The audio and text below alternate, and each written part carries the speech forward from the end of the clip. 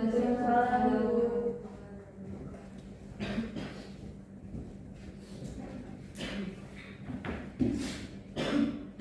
siang semuanya.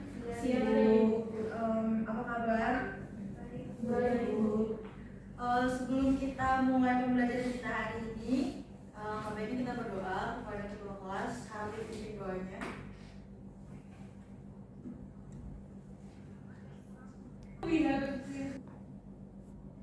Sebelum memulai pelajaran, alangkah baiknya kita berdoa menurut agama dan kepercayaan kita masing-masing. Berdoa dimulai. Berdoa selesai. Terima kasih ketua kelas. Baik, sebelumnya, apakah hari ini ada yang tidak hadir? Semuanya hadir ya kayaknya.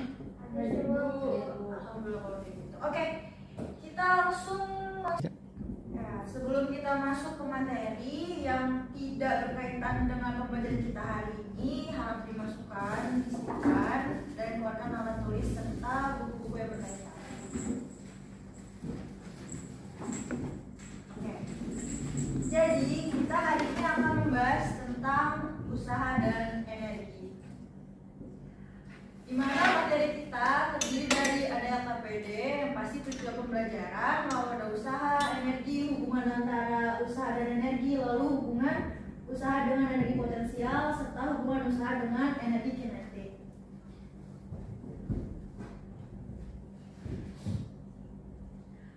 Oke, jadi tujuan pembelajaran kita hari ini yang pertama, siswa harus dapat membedakan konsep usaha dan energi dalam ilmu fisika setelah mendapatkan pematerian tentang pengertian usaha dan energi. Yang kedua, siswa juga dapat mendeskripsikan energi potensial, energi kinetik, dan energi mekanik.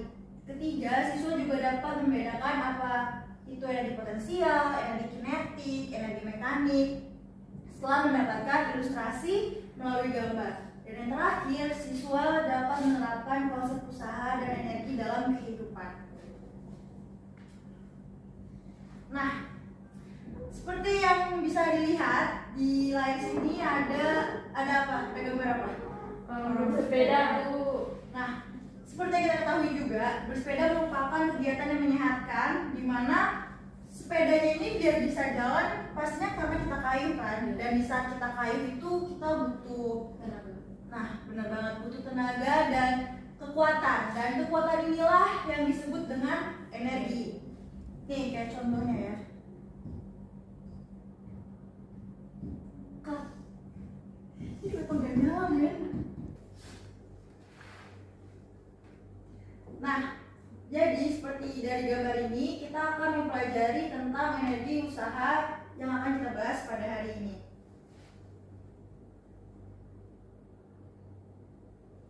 Nah, usaha dan energi. Sebelumnya kita juga harus tahu dulu apa itu konsep usaha. Di mana konsep usaha itu adalah seperti yang terlihat di gambar, ada seorang bapak yang sedang berusaha mengangkat lemari. Di mana mengangkat benda berat seperti ini juga termasuk usaha. Jadi kalau kalian mau mindahin barang satu tempat ke tempat yang lain, itu juga bentuk usaha.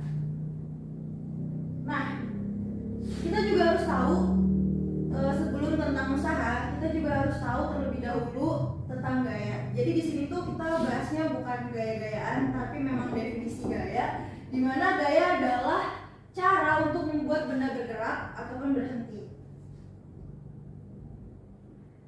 Terlihat pada gambar di mana mendorong mobil merupakan gaya dengan harapan mobil akan berpindah. Terus bedanya apa dong dengan usaha?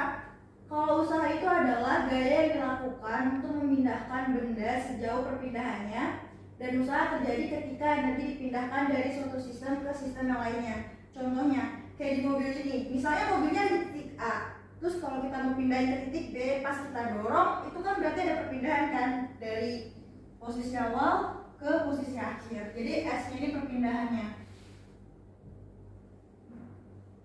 Nah, yang tadi yang sebelumnya ada yang ingin ditanyakan dari segi konsep, semuanya sudah paham? Baik, sekarang kita lanjutkan. Nah, untuk menghitung usaha, jadi usaha itu bisa kita hitung. Di mana kamu bisa menggunakan rumus W sampai dengan F dikali S, di mana W itu adalah usahanya, F itu adalah gaya, dan S perpindahannya. Rumus itu juga berlaku ketika gaya yang diberikan pada benda datar, lain lagi jika gaya yang diberikan memiliki sudut atau miring. Jadi tanpa kita sadari saat kita melakukan usaha, terkadang itu bisa membentuk sudut miring. Nah, kayak misalnya balok, anggaplah balok ini sebagai benda dan ditarik dengan tali, dia membentuk sudut. Jadi ada sudut alfa di sini. Setelah memahami konsep usaha dalam fisika, kita coba juga pahami yang lebih kompleks. Ada yang disebut dengan grafik gaya terhadap perpindahan, di mana grafik akan terbentuk ketika usaha yang dilakukan oleh gaya itu terjadi, maka akan ada area tempat yang usaha tersebut terjadi. Hal tersebut dapat kita lihat pada grafik. Jadi usahanya kalau misalnya nilainya positif, dia itu adanya di atas sumbu di sini. Tapi kalau dia nilainya negatif, maka dia adanya di bawah. Jadi nanti kalau misalnya nilainya positif,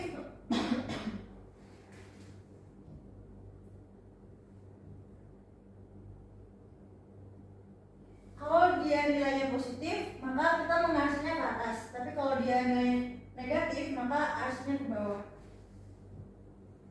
Nah, kita langsung masuk ke contoh soal, di mana contoh soal 1, sebuah balok es bermasa 10 kg dipindahkan dengan cara ditarik oleh Pak Danu menarik balok es tersebut dengan gaya sebesar 50 Newton sehingga berpindah sejauh 8 meter. Jika alfa 60 derajat dan gesekan antara balok dengan lantai diabaikan, berapa usaha yang dilakukan Pak Danu? Ada yang bisa menjawab?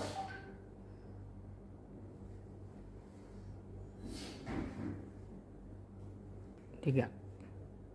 Mungkin yang soal pertama ini dijadikan contoh dulu kali ya, nanti kalian bisa terapkan di soal latihan. Oke. Nah, dari soal yang tadi kita dapat mengetahui bahwa tadi gayanya 50 Newton, masanya berapa tadi? 10 kg, terus perpindahannya 8 meter. Nah, untuk mempermudah kita dalam menyelesaikan soal yang tadi, itu lebih gampangnya kita bikin ilustrasi. Jadi kita anggaplah masanya itu dalam bentuk balok. Tadi masanya 10 kan, tulis 10. Terus tadi ada perpindahan, berarti ada hal yang membuat dia berpindah kan. Anggaplah ditarik garis, jadi perpindahannya 8 meter. Terus tadi gayanya 50 Newton. Ternyata kalau ditarik garis, dia membentuk sudut. Nah, kita masukin ke rumus yang tadi. Masih ingat gak rumusnya? F kali S kan? Nah, karena tadi F-nya itu dari 50 Newton, tapi kan di sini ada tambahan sudut miring kan? Tinggal kita masukin aja. Ini kurang F-nya, jadi F dikali cos dikali alpha dikali perpindahannya. Maka hasilnya 270. 3. Nah, tadi kan udah ada contoh soalnya ya. Nah, sekarang kita lanjut ke latihan soal, di mana ada 1, 2, 3, 4. Ada 4 soal yang bisa kalian coba, dan ini bisa jadi tugas rumah. Nanti pertemuan berikutnya kita bahas soalnya bareng-bareng. Oke? Untuk kegiatan kita hari ini, di mana kegiatan kita hari ini adalah diskusi. Ada suatu topik permasalahan di mana di sini terlihat ada gambar seseorang sedang mendorong dinding. Saat Ahmad mendorong dinding, maka ada gaya aksi dari Ahmad dan gaya reaksi dari dinding terhadap Ahmad. Jadi F aksi sama dengan F reaksi. Ada yang ingat gak sih ini hukum apa? Hukum Newton kan? Nah, namun usaha Ahmad mendorong dinding tidak berhasil. Usahanya sama dengan 0. Mengapa demikian? Untuk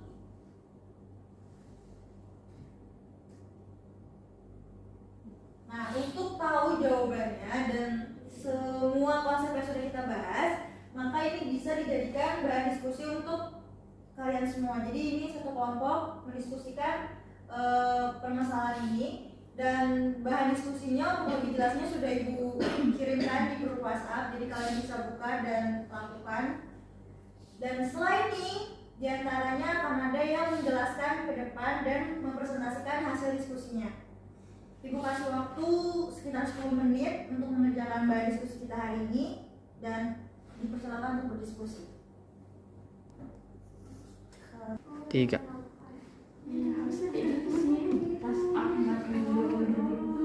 Kayaknya jawabannya itu enggak apa.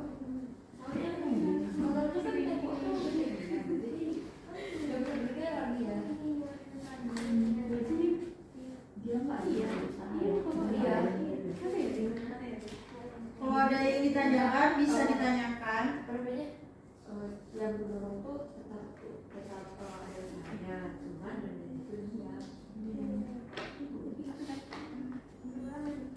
Jadi yang bermaksud itu Udah lanjut. Ayo kan basic terus duduk nih. Udah. Siapa yang mau ngomong jawaban diskusi?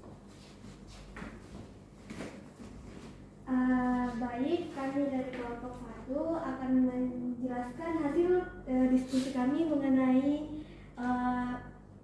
mengenai mengapa demikian. Pada seperti yang kita lihat di gambar, dia telah mendorong dinding. Apakah Ahmad ini berhasil melakukan usaha? Kenapa usahanya 0? Karena tadi yang kita pelajari tentang konsep gaya, di mana gaya itu sendiri adalah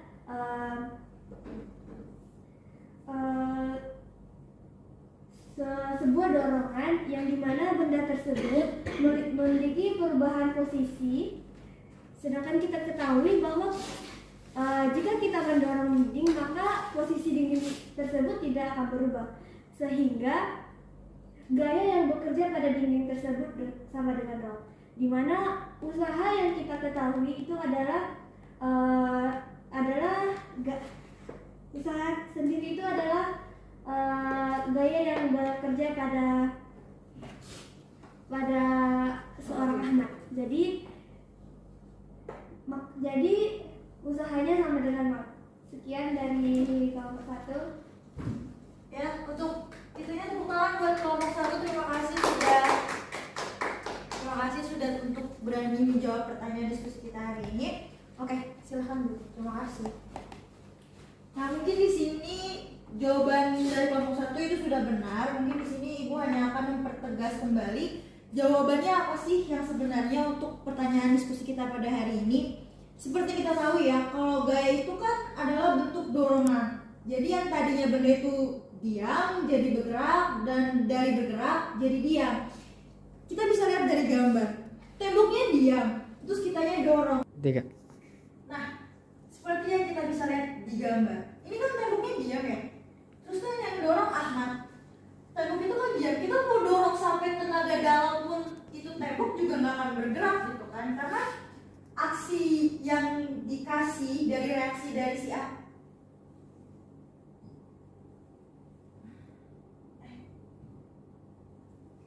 aksi yang dilakukan oleh Ahmad untuk si tembok itu nggak ada reaksinya, makanya usahanya 0 gitu. Mau dorong gimana pun si temboknya itu tetap diam gitu. Dan seperti tadi kan udah dibahas ya, ini kan ada kaitannya dengan hukum Newton, di mana hukum Newton 1, resultan gaya itu akan bekerja dengan nilainya bekerja sama dengan 0 kan.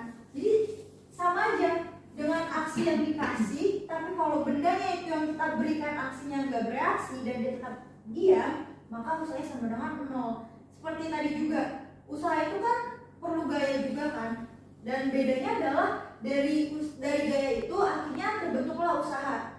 Karena gaya yang diberikan itu tidak menghasilkan apapun, maka usahanya pun sama dengan 0. Jadi benar yang disampaikan oleh Muti bahwa usahanya sama dengan 0. Jadi sampai sini ada yang ditanyakan? Ada yang kurang paham atau jelas, atau di antara kelompok lain ada jawaban yang lain? Sama aja. Oke. Jadi untuk materi kita hari ini sepertinya sudah cukup dipahami ya, dan seperti tadi tujuan pembelajaran kita, di mana kita juga harus bisa menerapkan dalam kehidupan sehari-hari. Seperti kita ketahui juga,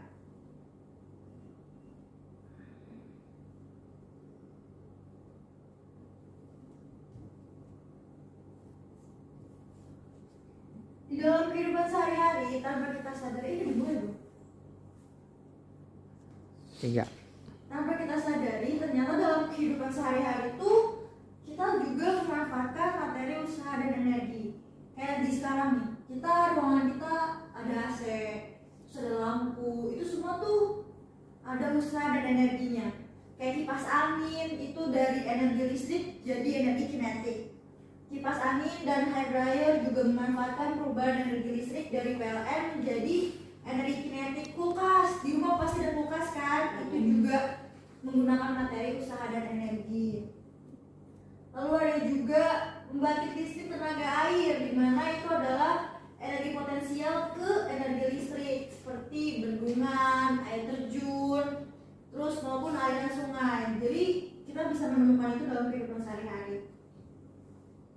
Nah, ini ada referensi yang bisa kalian gunakan untuk menambah materi kalian dan mungkin bisa membantu jawaban latihan soal yang tadi Ibu berikan. Dan Ibu berharap semoga apa yang kita pelajari hari ini dapat bermanfaat, dan Ibu juga berharap tugas-tugasnya dikerjakan dengan baik. Terus nanti minggu depan di saat Ibu minta bisa dijawab dengan baik dan diselesaikan dengan baik. Mungkin itu yang bisa Ibu sampaikan, kurang lebihnya mohon maaf. Rajin belajar dan terima kasih. Assalamualaikum warahmatullahi wabarakatuh. Waalaikumsalam.